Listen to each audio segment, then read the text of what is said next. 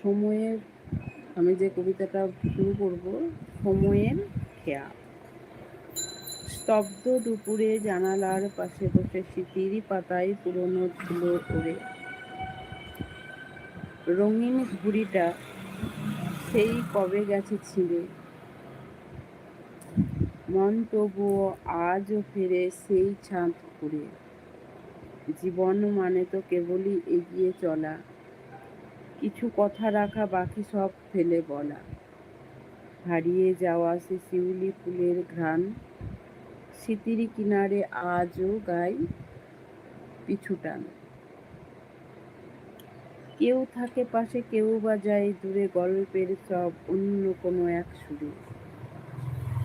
তবু দিন শেষে প্রদীপের শিখা জলে, নতুন গল্পে নতুন সময় চলে।